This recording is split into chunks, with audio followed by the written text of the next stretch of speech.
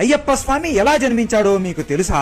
మహిషాసురుడిని దుర్గమ్మ చంపేస్తుంది, రక్తబీజుడిని కాళికాదేవి చంపేస్తుంది. ఇలా తన తమ్ముళ్ళని చంపడం చూసి మహిషి కుమిలిపోతుంది. ఎలాగైనా ఈ త్రిమూర్తులని అలాగే దేవుళ్ళందరినీ చంపాలి అని కోపముతో ఊగిపోతూ అగ్ని జ్వాలలలో కూర్చుని బ్రహ్మకు కఠోరమైన తపస్సు చేయడం మొదలు పెడుతుంది. అలా కొన్ని సంవత్సరాలు తపస్సు చేస్తూనే ఉంటుంది. బ్రహ్మ ఆమె తపస్సుకు మెచ్చి ఏం వరం కావాలో కోరుకో అని అడగగా, అందరిలాగా కాకుండా ఈ మహిషి చాలా తెలివైనది.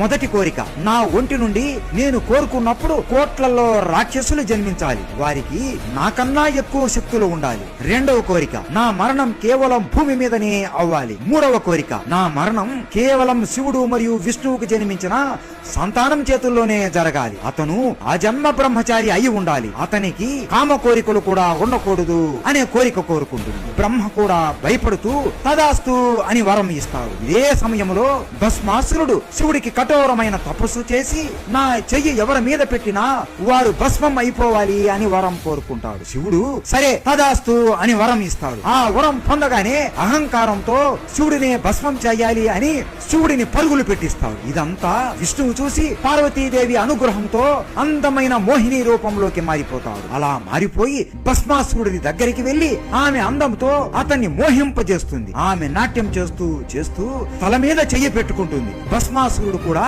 కామంలో మునిగిపోయి నాట్యం చేస్తూ చేస్తూ తల మీద చెయ్యి పెట్టుకుంటాడు. అంతే, వెంటనే భస్మాసురుడు అక్కడికక్కడే అగ్నిలో కాలిపోతూ భస్మం అయిపోతాడు. ఆ తరువాత మహిషిని కూడా హతమార్చడానికి ఇదే మంచి సమయం అనుకొని మోహిని శివుడి ముందుకు వెళుతుంది. శివుడు కంటికి మోహిని పార్వతీదేవి లాగా కనబడుతుంది, ఎందుకంటే మోహిని పార్వతీదేవి అనుగ్రహంతో జన్మించి ఉంటుంది. అలా వారి ఇద్దరు శృంగారం చేసుకుంటారు. వారి ఇద్దరికి ఒక కుమారుడు జన్మిస్తాడు. అతనే మన అయ్యప్ప స్వామి. అయ్యప్పకు మహిషికి జరిగిన యుద్ధం గురించి మీకు తెలుసా? శబరిమల ఆలయం ఎవరు నిర్మించారో కూడా మీకు తెలుసా? ఇవన్నీ తెలుసుకోవాలి అంటే మన ఛానల్లో అయ్యప్ప స్వామి మీద పెద్ద వీడియో చేశాం, తప్పకుండా చూసేయండి. అయ్యప్ప అంటే మీకు ఇష్టం ఉంటే స్వామియే శరణు అయ్యప్ప అని కామెంట్ చేయండి.